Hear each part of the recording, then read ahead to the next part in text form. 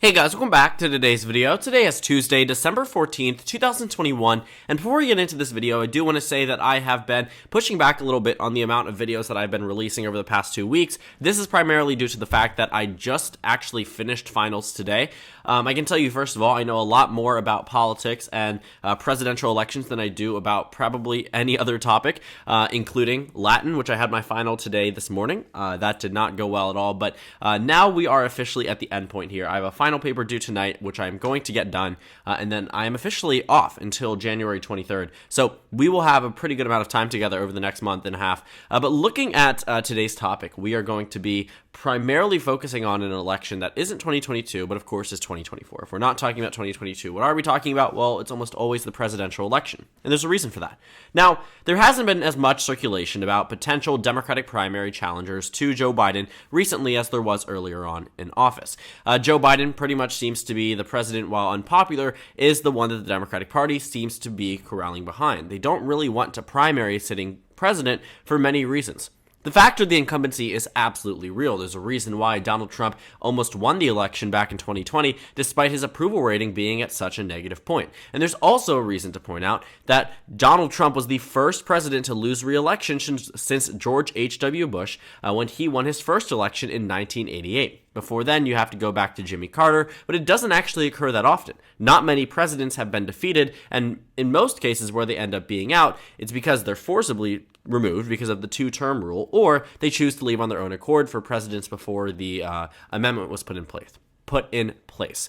But all around here, what you will notice is that the factor of the incumbency is super important, but what happens if that is stripped away? Now, I want to first address that the 2024 race probably isn't going to be dramatically different than what we expect. If I'm being honest with you, I do expect Joe Biden to run for president again. I think that it makes sense for the Democratic Party. It is by far the most electable thing for the Democrats that they could do, but ultimately it is up to Joe Biden. If Joe Biden says, one day, when he's 81 years old, I'm going to be leaving. I'm going to go spend the rest of my time relaxing in Bethany Beach. Sure, maybe that could happen. But I don't think it's a reality that we are going to be working within, primarily because Joe Biden offers such an advantage to the Democratic Party by being the nominee. But there seems to be a lot of discussion now, not of a primary against Joe Biden, but of a replacement. Sorry about that, my screen recorder cut out, but I was talking about Joe Biden and how the Democratic Party pretty much has confirmed, the White House has confirmed, that he will be running for re-election. But now, instead of talking about a primary, they're talking about Plan Bs. It says here that Democrats are solidly behind Biden, and this is not the only article we will be exploring today, but they pretty much are bringing up a potential primary or potential contested primary, not with Joe Biden in it, but an open one at that, for the 2024 race, and no consensus about a Plan B. And this article seems to at least insinuate that there is discussion about this replacement for Joe Biden in the event that he doesn't decide to run, and I think that that is certainly true to an extent, but it's not what the Democratic Party is primarily focused on for right now. I think that we've seen a lot of discussion about who the potential nominee could be, but I don't think that really it is the main priority for the Democratic Party, so of course there is no consensus about a Plan B. And I also want to say that it's never right for a political party, unless they have the majority of their party opposed to one person, to openly discuss and coalesce around someone as a backup. I mean, that is a sort of a way of saying that for 2024, because there is this anticipation that he decides not to run, that the Democratic Party has already been discussing about who the next president should be if it isn't Joe Biden. And while that may just be a contingency plan in some people's eyes, in another way, after the president has continuously said that he does not have a plan to retire at this point in time, after the White House has said that he intends on running in 2024, for there to be this discussion at least on a major nationwide level, meaning you hold an emergency meeting, meaning you hold all the donors together, things like that just shouldn't occur. And they especially should not occur for people that are close to Joe Biden, such as Vice President Harris, Secretary Pete Buttigieg, Senator Amy Klobuchar. These are people who work hand in hand time and time again with Joe Biden, Gretchen Whitmer, Cory Booker. These are notable names for a reason, because of their close association to Joe Biden and their 2020 presidential bids or rises to popularity in that year. But all around, what we know so far is that it's never okay, at least from a political standpoint, to have someone in your White House actively talking about replacing you. Not necessarily defeating you in a primary, but just being the president when there is no indication that Joe Biden won't be running again. But because we are not the White House, because we are not the Democratic Party, we can talk about it. We can talk about potential outcomes for a non-Joe Biden race. But I just wanted to get it out there that, first of all, I don't think that this is a discussion that is being had on a major nationwide level for the main reason that it shouldn't be happening right now. But the second thing is that, we are looking at a time frame for 2024. People are going to be announcing for the Republican primary potentially as early as next year. So we can talk about it. I don't think that, we should be expecting some type of consolidation from the Democratic Party at this point in time. But we'll talk about my opinions on it and what we are seeing from some of these articles. So let's go ahead and cut out Joe Biden out of the mix. Let's remove him entirely. Let's say, he says I'm too unpopular, I'm not going to run. And all of a sudden, the Democratic primary field is wide open. Now, I don't think I need to remind you, if any of you were actively engaged in politics or just briefly watched a single video of mine from 2019 of how many candidates ran in the 2020 presidential election on the Democratic side. The Republicans really had an uncontested race. They had a couple of people enter into the race that ultimately came up with nothing, practically zero support across the aisle, zero support across the party, and we knew that by the time we would reach the mid of 2019, if there was no notable name for the GOP, that the primary was already solidified. Now, I do want to say that, personally speaking, I never expected Joe Biden to lose the primary. I thought consistently that he was going to overcome and surpass what seemed to be major setbacks by the Bernie Sanders campaign. And I don't say this because he was simply just doing well in early polling data, but also due to the fact that he seemed to have been the next pick. If any of you remember my my subtle flex of my YouTube video from the month of July 2017, yes, July 2017, where I actually said that Joe Biden and Kamala Harris would end up running together in 2020. Now, first of all, before we get into a full-blown discussion about that, the long story short is that I expected this to be the perfect antithesis to Joe Biden. You have a young black woman who's progressive compared to an old white man. The Democratic Party has been big on trying to break away from its previous identity, as they did with President Obama and Hillary Clinton. So who better to pick than a rising star from California, someone who could be able to bring some type of experience, and also a person of color at that, a woman at that. A lot of things that the Democratic Party has really been trying to consolidate and prop up in their campaigns, but they have Joe Biden at the top of the ticket, so who do they go to? Well, Kamala Harris seemed to be the easy one. But she actually ran for president, I'm sure you know this, and I'm sure that many of these other people decided to run for president too. When you take a look at the list here, you might have forgotten that some of these people decided to run. Richard Ojeda, he decided to run back in 2020. Tulsi Gabbard, she was in the race. Actually, she lasted longer than any other candidate. Looking at all of these people that were in the race at one point in time, that were on the ballot in Iowa, on the ballot in New Hampshire, decided to drop out before the debate, no matter what it was, you still had a significant amount of people run. And this is exactly what would happen in 2024, with one caveat. The difference here is that you would have an incumbent, not Joe Biden, but Kamala Harris. She would, in turn, become the incumbent for the Democratic primary race. And I'll show you what I mean by that, too, in a more visual setting. If we take a look at the polling data, and I hope that we can actually find it, for 2016. Now, Joe Biden was floated as a top name back in 2016. In fact, many people viewed him as the sole threat to Hillary Clinton because people didn't expect Bernie Sanders to do well. And ultimately, he didn't end up doing as well as he could have, I think, if things had gone just slightly differently in a certain number of states. But looking at the Democratic primary in 2016, take a look at the polls that were conducted back in 2015 even. Before Joe Biden made the announcements, you would have a significant amount of people say they are expecting to vote for somebody else. Let's see here. We're getting closer to the end of 2015. Let's see if we can find the numbers with Joe Biden. Here we have it.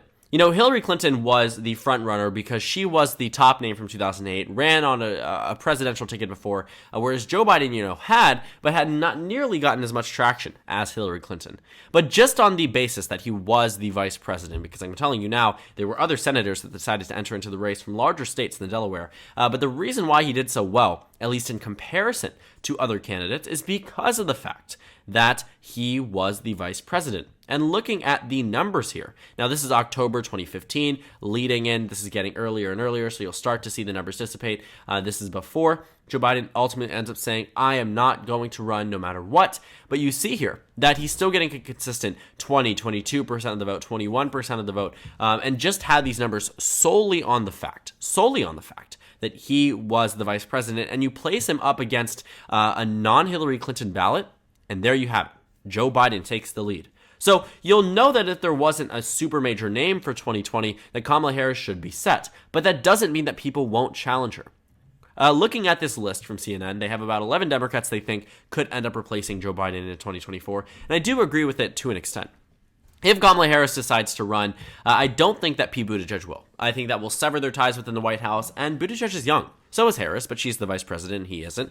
And he has a good amount of experience to his name. After this, he could certainly try to run for something else.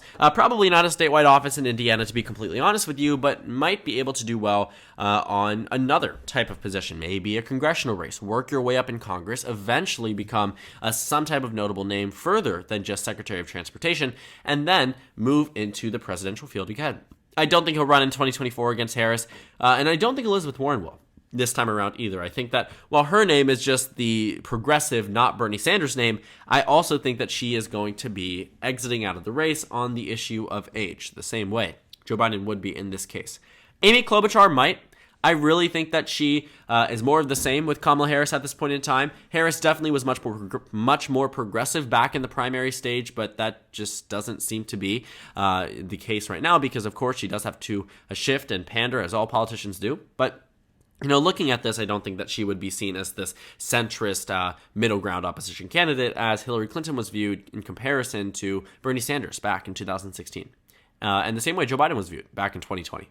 Roy Cooper, I don't know. There actually was an article that I just saw about, let's see here, I don't think I opened it up, but it said Roy Cooper could be considering running for governor. But I don't know. Running for president. I really don't know. He would offer some type of electoral advantage in North Carolina, maybe across the South, but he really doesn't have that statewide, nationwide. I don't know why I couldn't say that. Nationwide, recognition that he certainly needs, as many of these candidates can tell you. If they don't have the name recognition and they don't have the money to build it up, like Bloomberg did in years past, not just during the election season. Bloomberg was a well-known name, but it definitely helped that every single time you opened up a YouTube video, you saw one of his ads. Mitch Landrieu, I don't think that will be a potential candidate. Gina Raimondo, I don't think so either. Gretchen Whitmer, definitely. I think that I could certainly see her running for president if she is reelected in 2022, meaning she defies the expectations of a red year, winning in a state that the Democratic Party desperately needs. So I could see that, potentially. Phil Murphy, no. J.B. Pritzker, no. Stacey Abrams, I don't think so. I think her sights are set on a much lower level office within the state of Georgia, and I say lower level not to discredit or to tear down the validity of the office, but more to say that, of course, it isn't president of the United States. But this list, I would say, is pretty okay in terms of the potential list, but I wouldn't expect many of these people to run. And back to my point about Kamala Harris being the undoubted frontrunner in this race. I'll bring you to the 2000 United States presidential election, where you can actually see when Al Gore decided to run after Bill Clinton was a two-term president, the same way that Joe Biden could have had there been him winning the nomination. Let's go to the Democratic presidential primaries. Take a look at the 2000 race.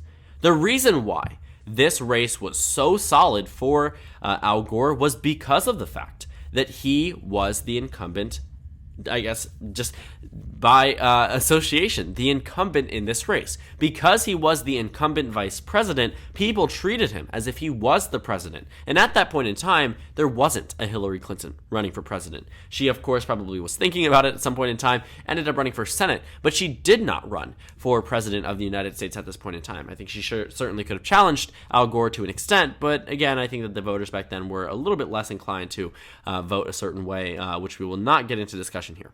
But looking at the 2000 Democratic presidential primary, what you need to take away from this is not that, it's a testament to Al Gore's ability to win over Democratic primary voters, but more so to the impact of the office on an eventual primary, which is why presidential incumbents just simply do not get contested primaries. In 2012, Obama might have been able to face some type of opposition, but did he? No.